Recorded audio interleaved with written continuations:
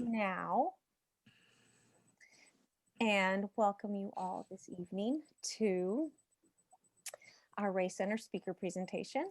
And tonight I am introducing myself. I'm Leah Elliot. For those of you who don't know, I'm the executive director of the Race Center.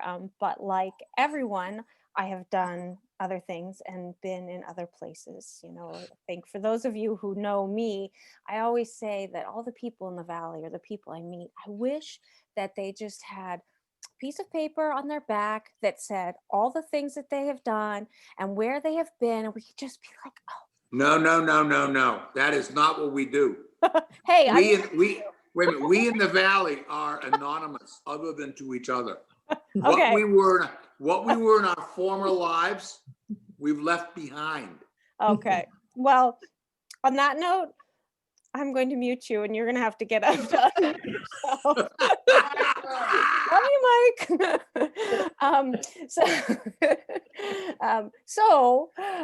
Once upon a time, let's see, I'm just going to go through and make sure everybody's muted. So then we're all good except for myself. I hope you can all still hear me. Once upon a time, I was a recent graduate of a teacher ed program, and still in a space where saving the world seemed like a thing, and at least making a difference certainly was. And as I got out and started applying for teaching jobs for middle grade science and social studies, which is what my credential was in originally, I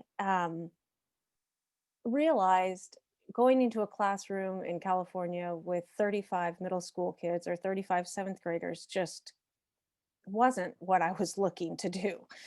So I poked about and saw an ad in a teacher magazine, probably I don't even remember where I saw it, maybe at one of the schools I was subbing at.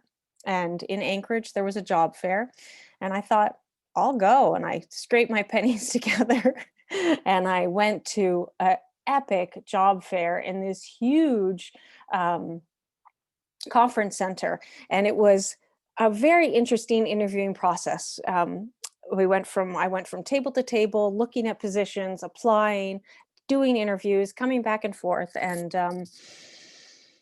my second interview with the Nome School District was really great. They were looking for a head teacher for an alternative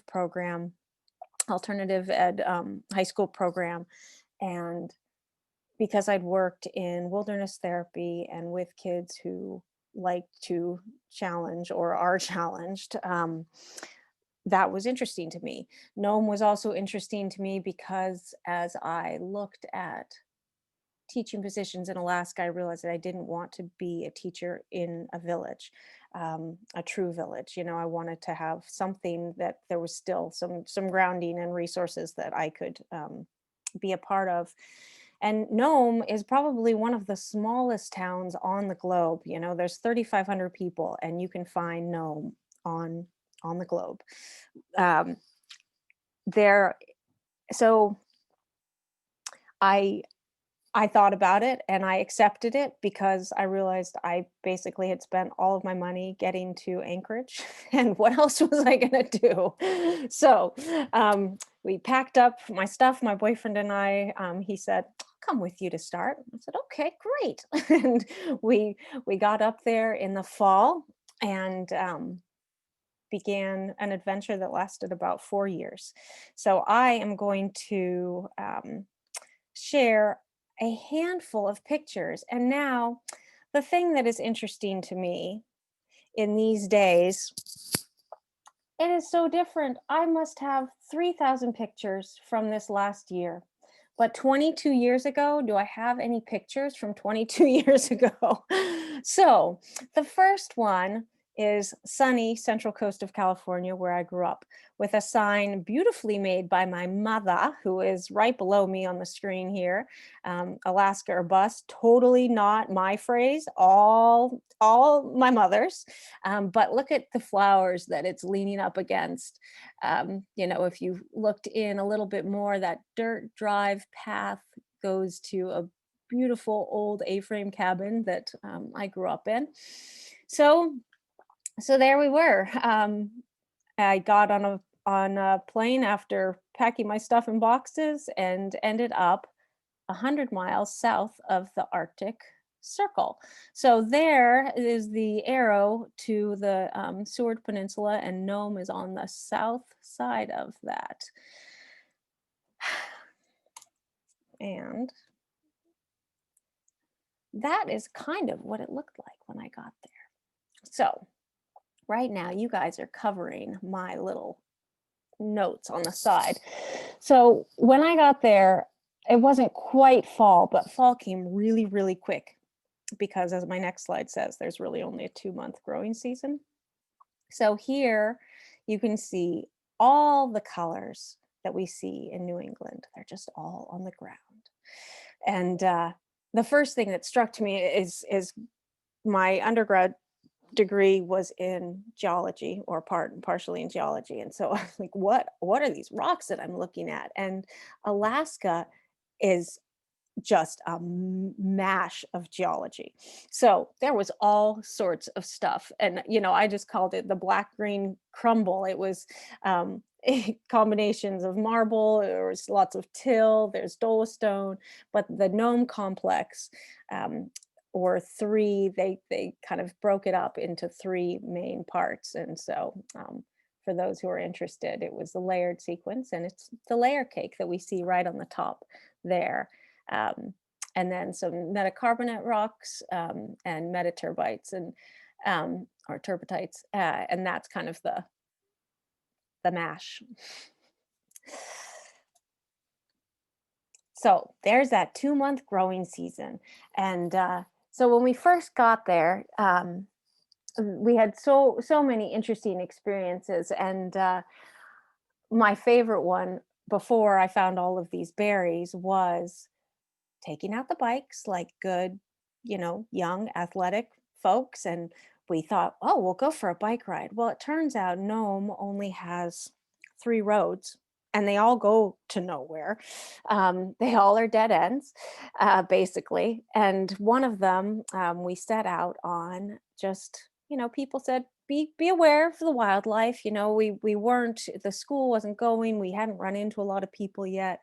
And we, I don't know how long of a ride we went on. It was not super, super long, but we ended up on this hill and we saw out into the distance. And boy, I wish that she was on this call. I'll have to send her this video that we see this woman, this tall woman with this odd kind of brace on her back, which it turns out was a brace because she had a broken back, with 3 or 4 dogs running around her, and a shotgun across her back.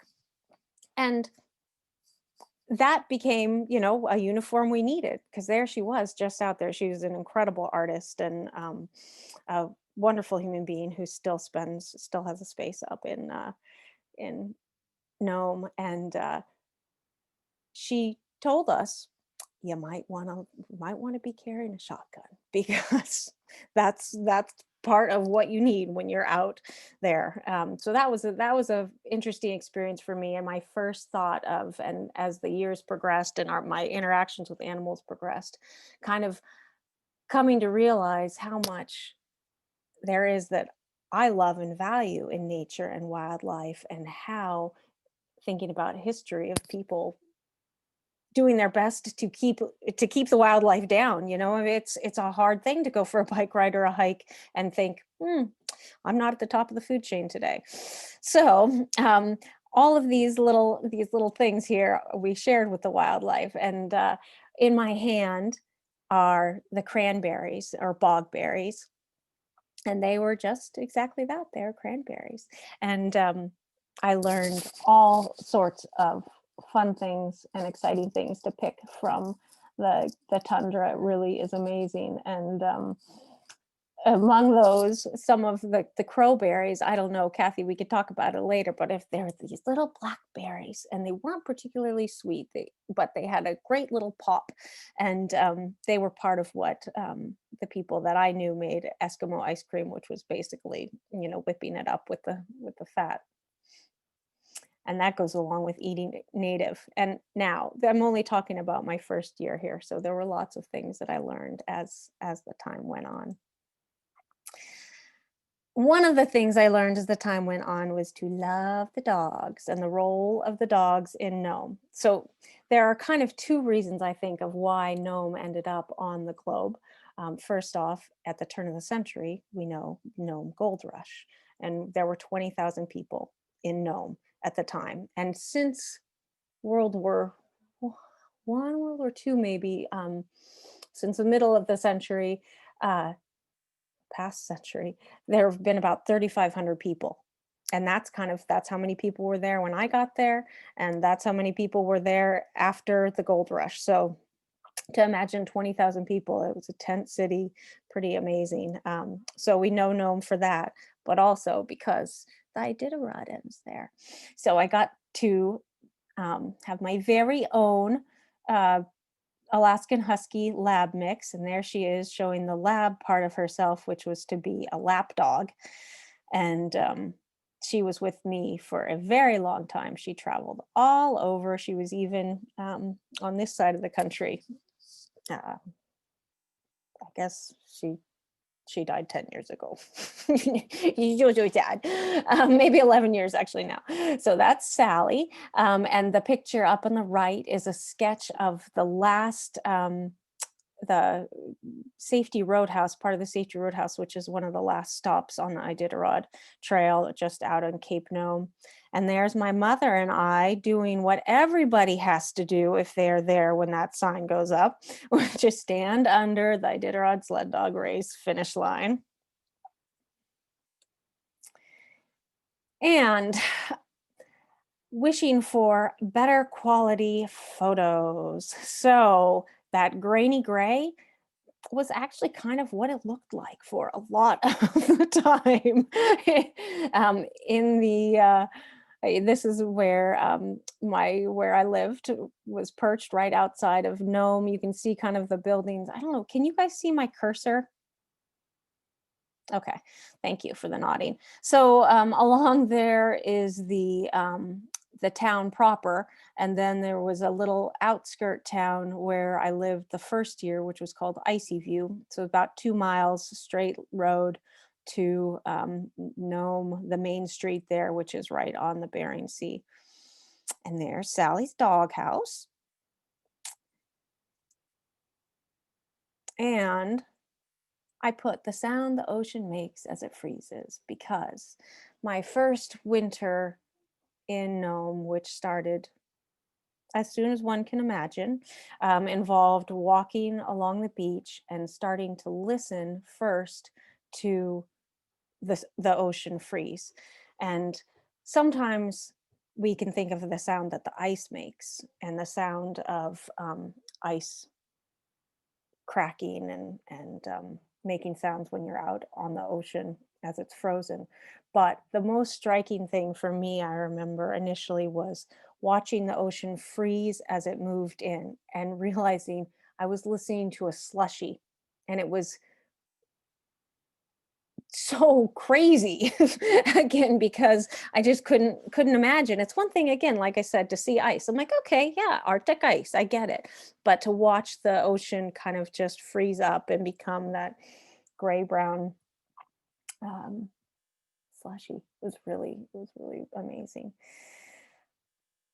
So this picture here, you see those little trees out. This was part of the Nome forest, and people set it up every year and they played golf out there. Kathy's nodding. And it was an annual thing, and I'm pretty sure it still goes on, when though I suspect it's for a lot briefer time. Nomites would do all sorts of things to entertain themselves. Among them were these little extra traditional things, like turkey bowling, with the frozen turkeys and the golf out on the ocean ice, because what we're looking at there with those trees is out in the ocean. And there is a lead breaking up. And again, that blur up above, that background picture, a Nome outside of the town really looked like that a lot, because there were so many ground storms, and so often, it just was this kind of pink blue color to the sky, and really, really beautiful. And definitely not a lot of crystal clear days. Of course, those came too, but with the twilight, what we found, or what I started to notice, is as winter came and settled in, the sun, we may have had actually 4 hours of daylight. So between the time, and the shortest day of the year, between the time that the sun rose and the time that it set. But the sun didn't go like this in 4 hours. It went like this. So it was twilight. It was dawn to twilight. And I definitely slept a lot. And just waited and waited and waited and waited for the little bit of light. And then me and Sally would head out. So there's the first slightly awkward picture, but she's gonna start pulling me across the, the snow. She loved going out. She didn't like coming back. On the way back, I'd usually have to pull her. And the picture on the left there is my yurt, which I lived in after some time. And that yurt was in Icy View, and then it was along the Nome River, and then it was in California, which some portion of it still resides there. It was great. Had a great little oil burning stove right in the center, and even with that cranking, there was still ice on the floor. That was fun. And this is kind of what Nome, the town of Nome, looked like. This was an interesting picture. I kind of love this picture, even though it's not particularly beautiful, but that was the view from across my school. And there I am out somewhere on the ice. I haven't even gotten to the teaching part because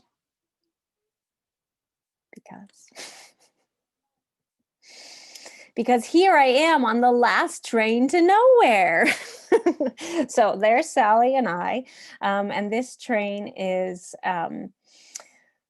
about, oh gosh, I don't even know how many miles outside of Nome it is, but it's out near town of Solomon, and it in 1913 it was stranded in a snowstorm, and it never went any further.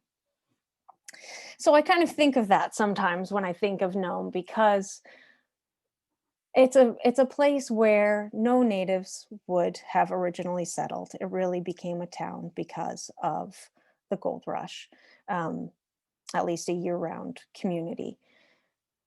And there's about 50% native, 50% white of some sort, whether they're American or Russian. Same with the native people. There's actually, when I was there, a relatively large Vietnamese population. It's again, just like anywhere, you never know who's going to come there. So being in Nome when I was in my early 20s, and having grown up quite liberal and really had great opportunities to explore and interact in a diverse setting with all different kinds of people, it was the first time as a teacher in a space where it was me. I wasn't, the Leonard Seppala High School was not part of the main school. We actually had a building in town, and the high school was out of town. That way the students could get to the school easier. And these were kids who would be recognized in a continuation high school. They were kids who either needed to work because they needed to help support their families, or they were young parents, or they struggled in educational settings. And they came into this program and had the opportunity to get their either their diplomas or their GEDs. And I remember the first time, I never had this kind of a situation. I remember the first time a kid just saying, "You don't get it because you're white." And that was an amazing revolution for me, just to have somebody be like, "Here's your mirror." And these kids were, you know, they were high schoolers and I was 22. So we weren't all that far off. And the thing that struck me the most and that I remember the most about these people is when I was growing up, the list of things that I could do in my dreams went on and on and on and on and on. And these people who I saw every day, the list of things that they could do with their life in their little dream or in their dreams was like this long. And I felt that every day. And I think the favorite part, of course, was not necessarily helping each one of these people get their diplomas or their GEDs, but was thinking about sitting around in my office reading The Wump World to this group. And I don't know if any of you know The Wump World, but I grew up with it. And just getting a chance to get to know them. And I'm still in touch with a handful of folks up there, and it's pretty special because, you know, my students are in their late 30s. You know, which is fun to think about. So that was basically my first year. I spent some time with the land. I learned how to shoot a 12 gauge shotgun.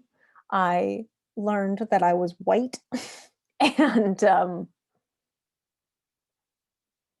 got to fall in love with a dog and a space. And there are so many stories to tell. And I would love to just open up. There's a better picture of the last train to nowhere. But I'd love to open it up since this is a small group, and we can all chat because I'm gonna see if you all can just go ahead and unmute yourself. It's a small enough group that I can acknowledge you individually. And look, my mother raised her hand first. I got it first. So I have a question about the Wump World. What was it about the Wump World that you wanted to read to them? I don't remember. Does anybody else know The Wump World by The author? Bill Pete? Bill Pete. So the Wump World was about the wumps living in their perfect land, and they were kind of these little sheep-like looking creatures, and they lived in this little planet, the perfect little planet Wump, and they lived under their Wump trees. I don't remember what they were called. And one day they were invaded by the pollutions, who were little aliens that came down in their spaceships, and they the Wumps looked up and they said "Wump Wump," and they ran down into the caves, and the pollutions concreted over the whole place. These are all my bedtime stories. And eventually the Wumps made everything so awful, or excuse me, not the Wumps, the pollutions made everything so awful that they sent off their explorers, and they found a new place, and they all left. And the Wumps listened, and they heard the quiet, and they broke through the concrete, and they traveled for days on the concrete until they finally jumped a little fence and found a little patch of their bumper root trees or something like that. I don't know. It was just mostly having the opportunity to let these kids be kids and just not be demanding anything of them. Nice. Go over there. Oh boy, now maybe it is too much. Who's first? Okay, Charles. Okay, I saw Charles, Kathy, and then Lori. Am I unmuted? No, yes, you are. I can hear you. Okay. A question about your native students. Yes. Were they bilingual and is it called Inupiq? Or were they? Yeah. Yeah, so in Nome and most of Alaska, there's a big mix of folks. So Siberian Yupik and Yupik were mostly the more specific, or the more and more, maybe Kathy, you can remind me, I'm kind of spacing it, but in general, we would say Inuit, and they call themselves Eskimo. Right. I mean, it's just, I remember the boys, the Eskimo superpower, ESP. And so some of them had native language, absolutely. There was definitely a dialect, which, it just, when I hear, it's just this native tone that so many native populations have, and it's so grounding and it's so characteristic, and it's um it's a mix. You think about Spanglish, there's kind of a similar thing where some of the folks would, or some of the kids would use some native words, but uh, and it depends. We had King Islanders, and so the King Islanders who came to Nome, they were a little bit closer, and some of them would know the language, but they were the kids that I worked with were all native. Thank you. Inupiaq. Yeah, an Inupiaq. Thank you. And actually, I'll just tell this one story because it just it actually has a wonderful ending. And maybe, Kathy, you were there just about at the same time. So the fall that I started teaching, the first thing we did was made masks, plaster masks. And within the first month of teaching, I wasn't even first month, I think it was the first week, one of the students who I didn't really know at the time, I think maybe she had been in just a couple days, attempted suicide, and she was unsuccessful. Her name is Carol Sepalou, and she is very public now. She was drinking, and the statistic that I think about in fun, not in relation to this story, is the 9 churches and 13 bars that are in a town of 3,500 people. So Carol took off most of her face and her nose and into her eye, and I never saw her again. And 2 years ago, a year ago, the woman who I was talking about in the brace sent me a article on her, and she has done she's begun ultra running in the last several years, and she's because she just was so, she managed to live, and she kept going, but she definitely struggled with all the things that she was still struggling with, and she's really working on being a role, inspiration in so many ways, and not just to folks who see that, but also to her people in the area, and it's pretty amazing. So if you get a chance, and I can put the link on my site for on this underneath the video for Carol Sepalou. That'd be great. Yeah. Nice. Is that a name that Sepalou? Is that a big village name? Not as much as Olana. Okay. Yeah. Sepalou. Yeah. Okay. I think I'll go Kathy, Lori, and then I'll get to you, Jackie. Kathy, go for it. Well, the question I had was, did you stay in the summers or did you leave Nome? I mean, some teachers stay, some teachers leave. The first summer I left, and then the others I stayed because I ended up in a relationship, and I wanted to stay. It's not fun and easy to go back and forth, and I had a dog. I did go back and forth a few times, but my mom started to come up, and some of you have heard her story, so that helped.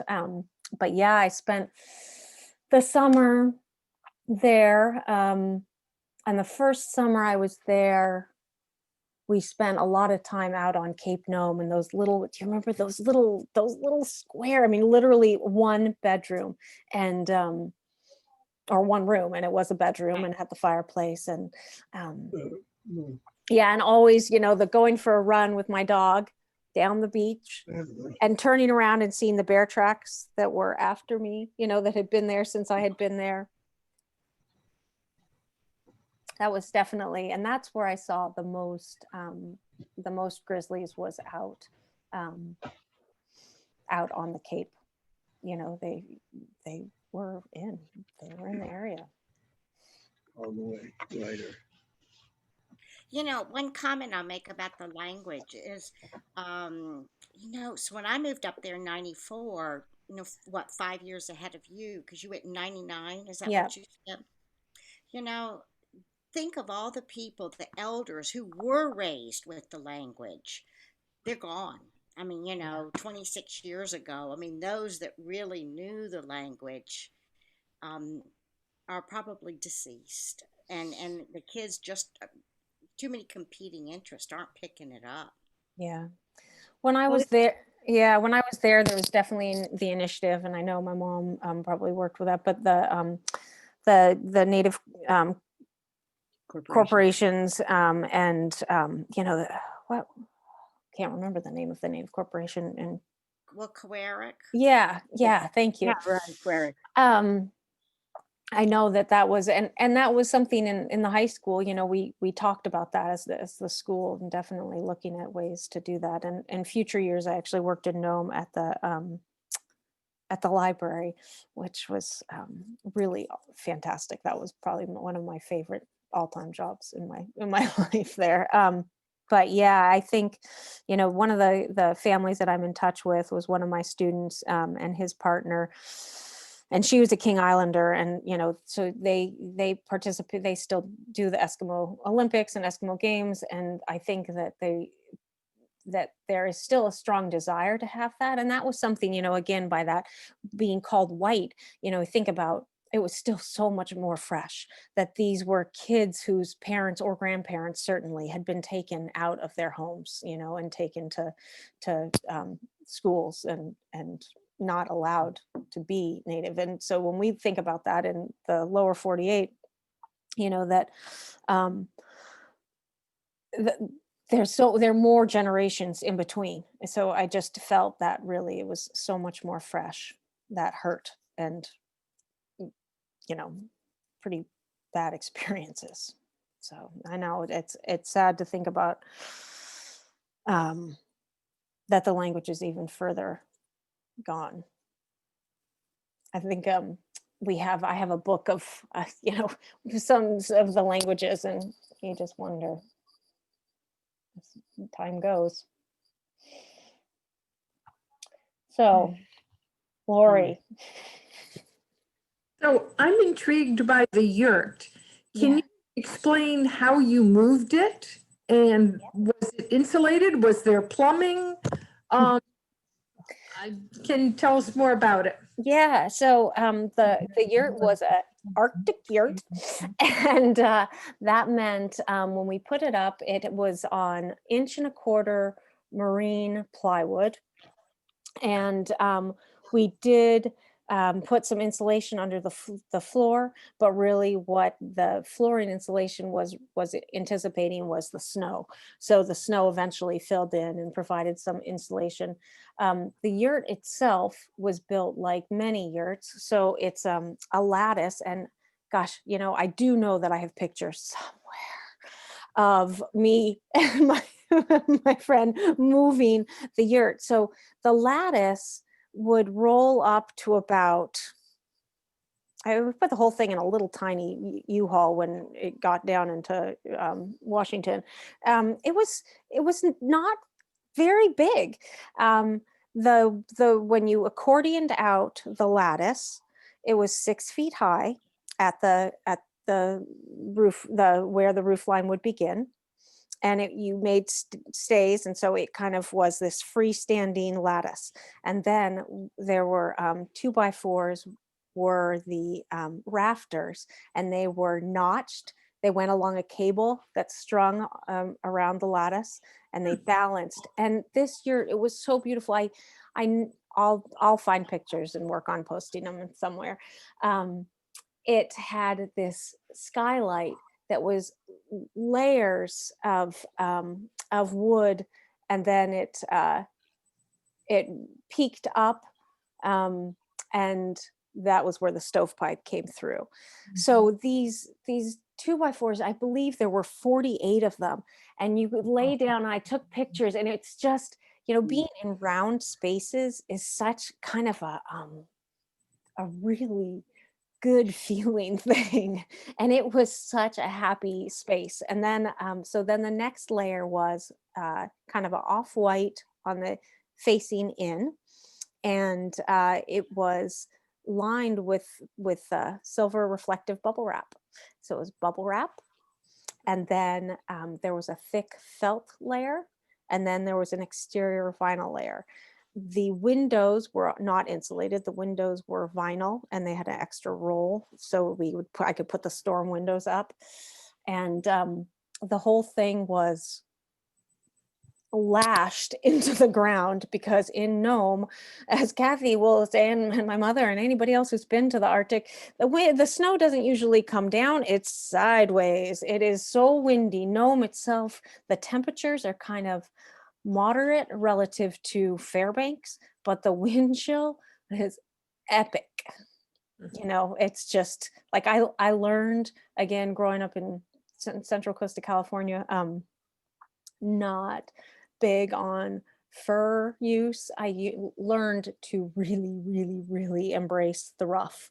I mean, there are reasons for clothing evolution, and that is probably one of the most functional pieces of native wear that I ever, use, besides the shoes too, which I'm still a big fan of the muckluck. So the yurt was then up, and to move it took deconstructing it. The heaviest part of it was the vinyl Exterior. yeah, the vinyl roof itself, because the roof was one piece. It was like a full skirt, and it weighed 200 pounds or something. It was so awkward and so heavy. But so we took it apart, rolled it up, and loaded it up onto a couple pallets, stuck it on a barge, and the barge took it down to Tacoma, Washington. I picked it up in Washington and drove it down to California after, when I knew I was leaving. And so then we set it up where I grew up, where my mother was. And then when she unexpectedly moved, it became a very useful structure for us to have. And it went up into the local foothills, and Mountains. and there it resolved. Our foothills, there it resides. So yeah, I it's a fantastic. What about the plumbing? Oh yeah, no plumbing. No plumbing. That's why God created the outside. So we did a really neat thing. We built a loft for the bed, and underneath I had a short little closet, and I became familiar with the term honey bucket. This was before we really did, we weren't even worried about composting toilets, because everything freezes. It's very difficult to compost. And so you just would do a manual drop off as though you were an RV. We just took care of things. So no kitchen, no running water? So I did have a great kitchen. Initially I had electricity because I ran a really long extension cord from our neighbors, which was fun, which was Sue, the same woman. But then no, we just used what I don't even remember. I got so actually I do remember. So I was working on my master's in the last year that I was in Nome. And I always remember laughing of thinking, I'm reading my textbook by headlight, thinking, how many people get their MBAs with having to use a headlight? So that was. But how did you wash? With no running water? How did you eat? Yeah, so I was able to cook. You can cook on propane, so that's really easy. Refrigeration wasn't an issue. We actually had, again, when I was plugged in, I had a little refrigerator. I didn't have a family, so it was pretty easy. It's like being in a college dorm. But there was a rec department, and the school that I worked at. So there were two things. Um, Nome is a regional hub for college, for library, and for the hospital. And so I could go to the rec department and go work out every day. There was a swimming pool, it was definitely, that part was easy. Also, my school was very similar to my current job, which is I went to work in a house. We had a kitchen, full bathroom. Oh, It was very convenient. And it's funny, I don't remember too much about doing laundry. I- it was cold, but I did it at a friend's house. And there actually was a laundromat, but yeah, you wear jeans and wool and you're good. But no, I definitely utilized the rec department regularly, and I think we probably did laundry. Actually, I remember doing laundry at my boyfriend's house, at his parents' house. So, yes, Jackie. So, hi, Leah. And I just want to say I admire your courage. That was just an amazing talk. Thank you. And also that anyone who's listening might want to read the literary group story this week because it's about Alaska. Oh, great. Which Leah chose, and I really enjoyed it. I really enjoyed it. Thank you. Thanks. And I guess my question is again about the students, the children, and how they were able to survive in that environment. Was there a lot of depression? Did kids find jobs? Did they end up staying there? Or what happened to them in their emotional being? Yeah, so not a lot of industry in Nome. A lot of the jobs, like the hospital jobs and the university jobs, are staffed by more transient workers, and I suspect that that's still the same. That people like me would come in and work at the hospital for a couple of years or at the school for a few years. Although I have looked back at the high school and the school, and I still recognize names. So there are still people. There are people who really make it their home. So in general, what we know about places that have less light, have a lot of alcohol issues. I mean, it's a recipe for mental health challenges for sure. The people who are there are amazing. And they definitely struggle there. I mean, I can't speak necessarily to how things have been for them in the last couple of years, but the people who make it are the ones who really build their community and are part of their native corporations and are part, families are very, very strong, and often quite large. And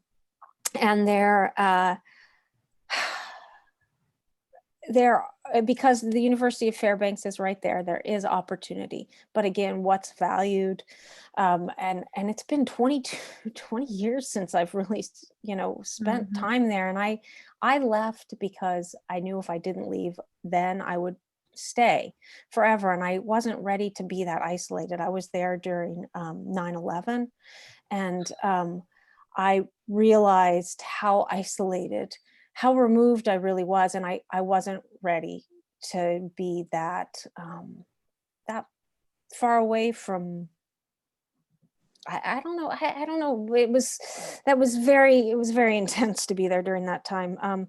The people who I'm in touch with are the people who I just kind of mentioned, the ones who have figured out how to make it work, really smart people. Neither, I'm thinking of one family in particular, neither of them went on to to college, but one individual worked at a hardware store long enough, and he basically had become the hardware store. And his partner was a bank teller, and she stays long enough, and they continue. So they are able to survive, and they have 5 children who are all amazing, and they're athletic, and that helps. And I think that there is enough of an influx and enough connection to the outside communities that some of the things that we all need, they also take and succeed, become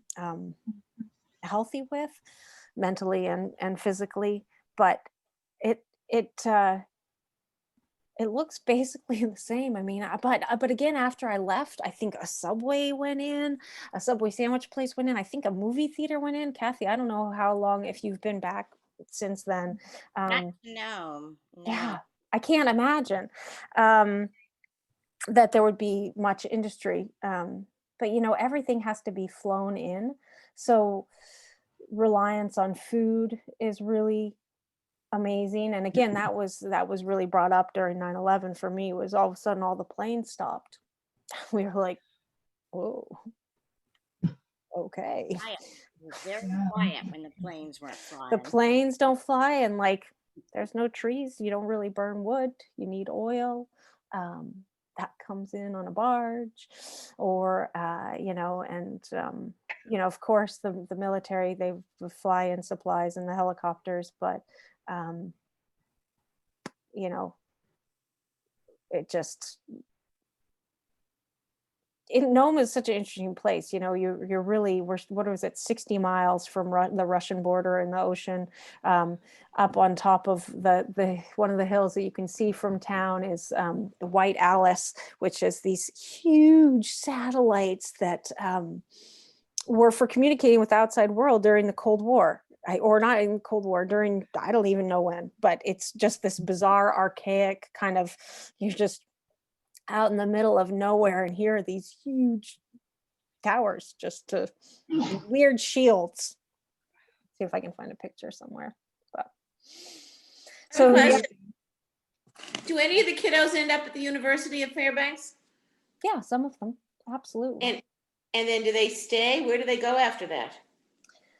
So I think a fair amount of folks do leave the area, but it's a small group. They go to Fairbanks or they go to Anchorage. One of the families I know of, they have Nome also, and I think it's kind of an Alaskan thing, has this connection with Hawaii.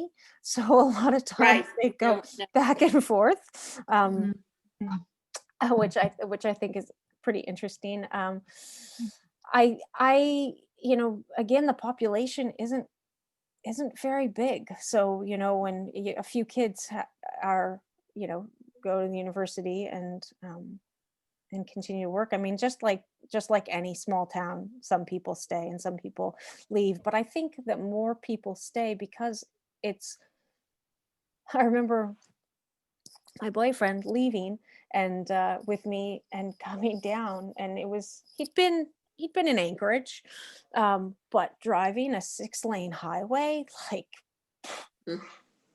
yeah, I don't really want to do that. And it wasn't even, I mean, I don't actually want to do it either, but it's where your people are, where your home is, and that's what grounds them, I think, and really that connection. Are most of the students in the University of Fairbanks from Alaska? That's a good question. I don't know what University of Fairbanks has a bunch of satellite campuses, and there was a satellite campus in Nome. And that would be an interesting thing to see. I bet that a fair amount of people are not from Alaska. They've got some great programs, and the people, people often say, oh, I always wanted to go to Alaska. And a lot of people go to Alaska. And I think one of the reasons why I ended up there is because it was never like a thing. Yeah. Okay. I was, am I on front? Yeah. I was working through the hospital district, as a gerontologist to go into the villages and interview elders in their homes about their health care, which was very intense. I mean, and what a privilege. And I would meet the children and the grandchildren, and I was really impressed and taken by the fact that many of these kids wanted to go to school and they wanted to come back and help their village. And that was really encouraging. Yeah. And so that happens too. They are committed to being there. Life is very different there than it is in the lower 48. They're very still in touch with nature. Subsistence hunting and fishing really killed the adult men. It turned them so much into alcoholism because they have nothing to do. I mean, this is the thing. What do you do? Well, now in COVID, we are having the opportunity to realize what we do when we have nothing to do, you know? But these guys were hunters and fishermen, and it was pretty intense to have them just fall apart like that because there was just, they couldn't do what they wanted to do. But the children were rising. They were taking responsibility. You have a plate that need to be washed? My experience, so my daughter went through third grade in Alaska, up in Kotzebue, which was 30 miles above the Arctic Circle, just above where Leah was. And so she was, so I knew most of the kids. I knew all the kids. I worked in the library. And a lot of them are bright. They went to college, but they did not make it through. I think they were away from home, like Leah was saying, their family unit's strong. And so a lot of them are back, unfortunately, did not finish their degrees and are back doing various jobs for the Native Corps or the hospital or whatever, which I was hoping many would get out, become nurses, become teachers, and go back and take those jobs. At least with my daughter's 26 now, so with that generation, most of her friends there are back in Nome, or she didn't go to school in Nome, but back in Kotzebue. Yeah. I think that that storyline is really, really valuable. And I think like my mom was saying and Kathy was saying, that people, they know they could do it. They know they could do it, but it's really hard. And going to college is very different than going to high school in one of the small towns. I mean, it's so much harder, both academically, but also socially, and that connection isn't there. And discouraging when they struggle. It's so easy to get discouraged when they don't have a huge, support system there. And of course, there are a few we know make it, but yeah, that's a good point, Kathy. I was thinking about that the rate of completion is definitely different. So yeah, Ken. What was it like socially? Obviously, Kathy and Michelle and you going to Alaska, socially, you're an outsider coming into a community. Coming into any community from being outside is probably very difficult, but must be much more difficult in that the situation in Alaska. And I was wondering what it was like to assimilate into that community. Yeah, so being in Nome is like being in a fishbowl. And everything you did was so visible because there's one street and you got to walk down it, really. That was actually something I was thinking, I thought I had a picture of that. I meant to share that what you did was on view, especially when you're a teacher. Oh, there's the new teacher. What are they doing? And I didn't go to any of the bars because of that, that, or any of the churches for that matter. But, it really was an interesting thing because there is so much transient. You kind of just get lumped into that. And those people who are like, oh, hey, you're one of us too. But the school folks, teachers and staff were very welcoming, and they're used to people coming and going, and they want you to stay. So I think that there was a lot of support around staying. but the kids definitely challenge you, without a doubt. I mean, but I was in such a unique situation because if a kid didn't want to be there, I could just tell them to leave, and that was something that was very important for me as a teacher. That if, these kids were there they'd already been kicked out of school or they'd already been withdrawn from regular school. And so this was a chance to either motivate them, but if they were unsafe, they didn't have to stay, I could just say, okay, you need to leave now. And sometimes they didn't want to leave, and that was again interesting. But I think you were always the new person though, for even at 4 years, like, oh, we Right. still know who you are. The other. Did you ever feel to the point where you felt you were more comfortable and you're fitting more in with the community? I do vaguely remember, and I have to remind myself of this, so thank you for that. I remember being a young adult and for the first time feeling like I was part of a community as me, as opposed to just where I grew up. Yeah, absolutely. I felt like I did good work there. I had some great interactions. I definitely contributed to the community. And so, that was special. And that was one of the reasons why it was hard to leave. Again, just, I think when I think of Nome, actually, just in my mind's eye right now, I think of driftwood on the beach, which is kind of funny because winter was so long.